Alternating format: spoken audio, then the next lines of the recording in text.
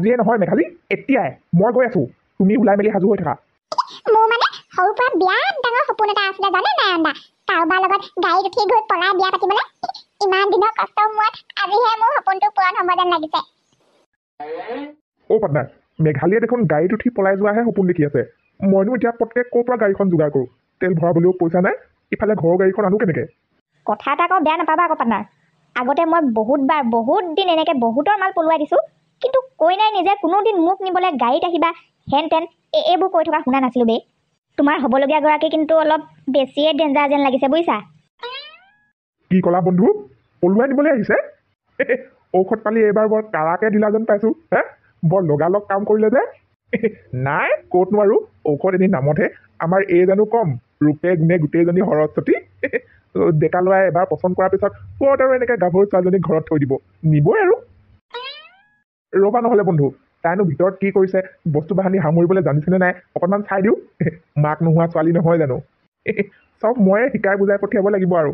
আকৌ ঘপকে সিহঁত দুটা আহি ওলাবহি লাগিলে মোক দেখি আঁতৰৰ পৰাই পলাব। সিহঁত অহাৰ আগতে তাইক উলিয়াই মেলি মই অকণমান আঁতৰি দিওঁ বাটটো মুকলি কৰি। ৰ'বা পিছত ফোন কৰি আছো। ফুটিলে এইবাৰ নাৰায়ণৰ কপাল ফুটা ফুটা কৰি পেলাব মেঘালীয়ে। লগতে ঘৰখনৰ কথাটো বাদেই দিলো, লক্ষী মাষ্টৰৰ ঘৈণীয়েকৰ ঘৰত জুই লগাব এইবাৰ মেঘালীয়ে। ৰিচিভ কৰা নাই কেলে ফোনটো? ইমান ব্যস্ত নে? সি মোৰ ফোনটো ৰিচিভ কৰা নাই কেলে? ফোনটো ৰিচিভ কৰি অন্ততঃ ক'ৰবালৈ গৈছে যদি মই আমুকলৈ গৈছো বুলি ক'বলৈ নোৱাৰে নেকি মোক? তুমি সঁচাকে নাৰায়ণৰ মাক দিনক দিনে বৰ অধৈৰ্য হৈ গৈছা দেই। বুঢ়ী হৈ গৈছা, ধৈৰ্যটো কিবা কমি গৈছে। জানাই দেখোন পুতেৰৰ কথা, ক'তনো সি একে জেগাতে থকা ল'ৰা। গৈছে চাগে আকৌ ক'ৰবালৈ ডেকা ল'ৰা কথা, ক'তনো হাতত অকল ফোনটোকে লৈ থাকিব। আপুনি কথাবোৰ ইমান সহজভাৱে নল'ব। অন্ততঃ এইকেইটা দিন তাৰ বিয়াখন ফিক্স হোৱালৈকে সি কলৈ গৈছে কি কৰিছে গোটেইবোৰৰ ওপৰত আমি নজৰ ৰাখিব লাগিব। ক'ৰবাৰ পৰা আলটু ফাল্টু ছোৱালী এজনী আনি আমাৰ ঘৰত বোৱাৰী কৰিবলৈ নোৱাৰো নহয়। মুঠতে মই যোনজনী ছোৱালীক পচন্দ কৰিছো তাৰ লগতে তাৰ বিয়াখন ফিক্স কৰিবই লাগিব, কথা সিমানেই। তাৰ লগত কিন্তু এতিয়া এইবোৰ কাৰণতে হট্টু হৈ নল'বা, পিছত নিজৰে বিপদ হ'ব কিন্তু। চাবা আকৌ কৈ থলো মই এতিয়াই। নিজৰ পুতেকলে ভয় কৰি থকা বিধৰ মানুহ বুলি ভাবিছে নি আপুনি মোক? মোৰ ফোন ৰিচিভ নকৰিলে কি হ'ব? এবাৰ আপোনাৰ ফোনৰ পৰা লগাওক। মুঠতে সি ফোন ৰিচিভ নকৰালৈকে লগাই থাকক। 10 বাৰমান কৰাৰ পিছত যদি ৰিচিভ নকৰে তেতিয়াহ'লে সত্যলৈ লগাওক। ফোনটো এনেকুৱা বাজি আছে, ঘৰৰ পৰা মায়ে ফোন কৰিছে যেনহে পাইছো। আমি ৰিচিভ কৰা নাই কেলে তুমি? ইমানকৈ ফোন কৰি থকাৰ পিছত ৰিচিভ নকৰিলে ঘৰৰ মানুহে সন্দেহে কৰিব। ৰিচিভ কৰা পটাপট। যি কৰে কৰি থাকক, এতিয়াহে মোৰ ফোন ৰিচিভ কৰিবলৈ নাই। ৰিচিভ কৰাৰ লগে লগে ক'ত আছ কি কথা ঘৰলৈ আহ বুলিহে ক'ব, আৰুনো কি ক'ব? তোমালোকৰ বৰমা কিন্তু বৰ সাংঘাতিক মানুহ দেই। হাত দীঘলো দীঘল, অতিপাত দীঘল। কোনো গম নোপোৱাকৈ তেখেতেই ফাৰ্ষ্টত গম পাই যাব। চাবা আকৌ আমি তোমালৈ ছোৱালী পলুৱাই আনিবলৈ গৈছো বুলি।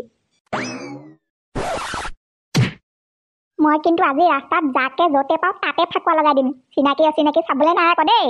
সেইটোলে চা, ফাকুৱা দিনাখনো গাত ৰং অকণমান নলগোৱাকৈ ইমান চাফা চাফা কাপোৰ পিন্ধি ৰখি আছে।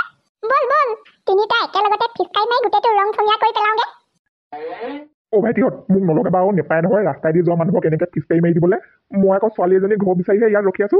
হ'বলগীয়া মানুহজনীক আজি প্ৰথমবাৰ লগ কৰিবলৈ যাব ওলাইছো। তোমালোকে যদি এতিয়া ফাকুৱাখন লগাই দিয়া তাই দেখোন মোক চিনিয়ে নাপাব। নলগাবা আৰু ভাইটি আজি মোক ফাকুৱা, অসুবিধাহে হৈ যাব মোৰ। হৈছে আৰু আজি নীলাজী বান্দৰটো গোটেই কৰি থৈ গ'ল। এনেকুৱা হাৰামি ল'ৰাকেইটা, গাড়ীৰ পৰা নমাটোৱে ভুল হ'ল আকৌ মোৰ। এইবাৰ তাইক দেখাৰ লগে লগে একেবাৰে গাড়ীত উঠাইহে কথা পাতিম, আৰু গাড়ীৰ পৰা নমাত নাই দেই। এনেকুৱা পাগলমূৰীয়া ল'ৰা চাচোন বাৰু, গোটেই কাপোৰ কানি নষ্ট কৰি পেলালে। চাদৰ মেখেলা কেইযোৰমান ভৰাই ললি নে গোঠানি? ললো, চব লৈ মেলি আজৰি কেতিয়াবাতে। চাদৰ মেখেলা পেটিকোট ব্লাউজ যি যি লাগে চব ললো। শহুৱেৰৰ ঘৰত এইযোৰকে পিন্ধি সোমাই নিদিবিগে আকৌ ভুলতে। আধা ৰাস্তাতে গাড়ীৰ পৰা নামি ধুনীয়াকে চাদৰ মেখেলাযোৰ পিন্ধি দীঘলকৈ উৰণিখন লৈ ল'বি। তেতিয়াহে ক'ব তোক লক্ষী মাষ্টৰ ঘৈণীয়েকে সাদৰী বোৱাৰী বুলি। হ'ব দেতা, মোৰ কিন্তু লাজে লাগি গৈছেগে পাই।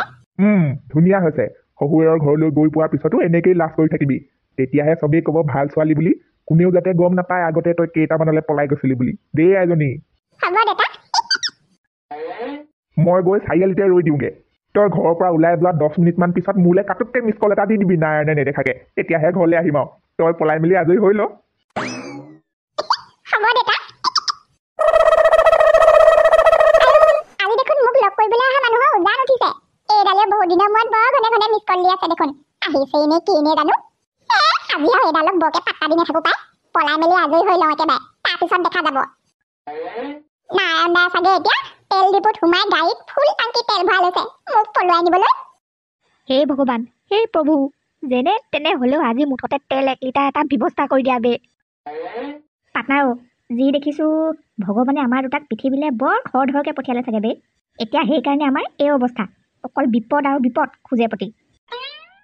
মোৰ কিন্তু মাথা চাথা একদম বেয়া হৈ গৈছে দেই পাৰ্টনাৰ। ক'ৰ পৰা তেলকণ মেনেজ কৰোঁ বাৰু এতিয়া?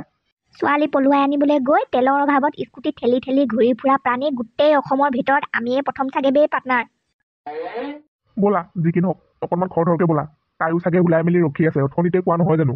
যেনে তেনে তাইক আমি মুঠতে ঘৰত সোমোৱাই ল'বলৈ পাৰিলেই ৰক্ষা। ঘৰলৈ আহিয়ে চিধা মা দেউতাৰ ভৰিত দীঘল দি পৰি দিম দুয়োটাই। ইমান পৰলৈকে আহি পোৱাহি নাই, ফোন এটা কৰা নাই।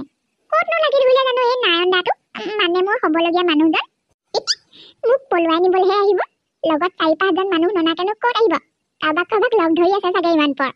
ক'তনো দেৰি নহ'ব অকণমান সেইবোৰ কৰি থাকোঁতে, লগৰবোৰক লগ ধৰি থাকোঁতে ভালে পৰ লাগিব। মিছ কল এটা দিলেই হ'ল তুমি নাৰায়ণদা, মই ওলাই গৈ লৌ মাৰি একেবাৰে পদূলিমুখত তোমাৰ গাড়ীতে বহি ল'মগৈ টপককৈ। কি কৰা এতিয়া পাৰ্টনাৰ? তুমি খোজাকেনে মই যাওঁ, এনেকৈ চাই থাকিলে নহ'ব নহয়। যোৱা নহ'লে পাৰ্টনাৰ, তুমিয়ে লৈ আহাগৈচোন, মোৰ নামতে লিখি থ'বলৈ ক'বা। পাৰ্টনাৰ কিনো কোৱা বে, তুমিয়ে যোৱা নহ'লে।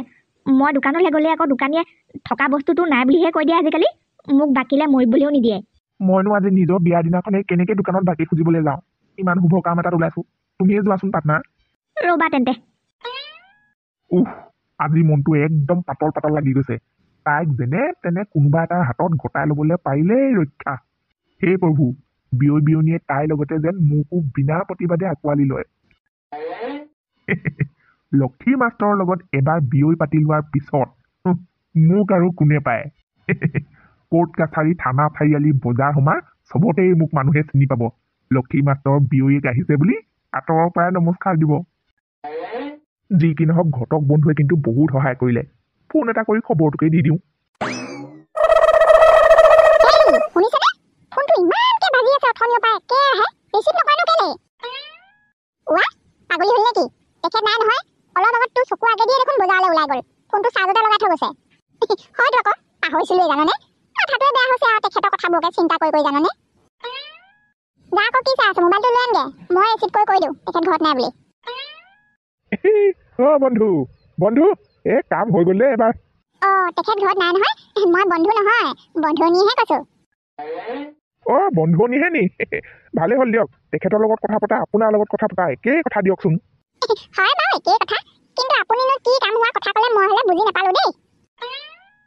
হয় বাৰু, আপুনিনো ক'ত গম পাব বন্ধুনী? কাম মানে আকৌ তেনেকুৱা সৰু সুৰা কাম নহয়, কাম ডাঙৰেই। লক্ষী মাষ্টৰ পুতেকে আমাৰজনীক আজি নিবলৈ আহিছে পলুৱাই। তেখেত আহিলে কৈ দিব। বন্ধুনীয়ে বেয়া নাপায় যদি বন্ধু আহিলে মোলৈ ফোন এটা কৰিবলৈ দিবচোন। বৰ ডাঙৰ কথা এটা হ'ল জানানে? কি ডাঙৰ কথা? তেখেতে আকৌ ক'ৰবাত কিবা গণ্ডগোল লগালে নি? অকণমান তেনেকুৱাই, ভালকে গণ্ডগোল লগালে জানানে? কেলে সিদিনা আমি দুজনী থাকোঁতে দেখোন কৈ আছিলে লক্ষী মাষ্টৰ পুতেকৰ লগত বৰ বেয়া ছোৱালী এজনী ফচাই দিছোঁ বুলি। কৈ আছিলে তোন। তাৰপিছত সেইজনী বেলেগ কোনো নহয়, আমাৰ সেই বন্ধুৰ জীয়েকজনী।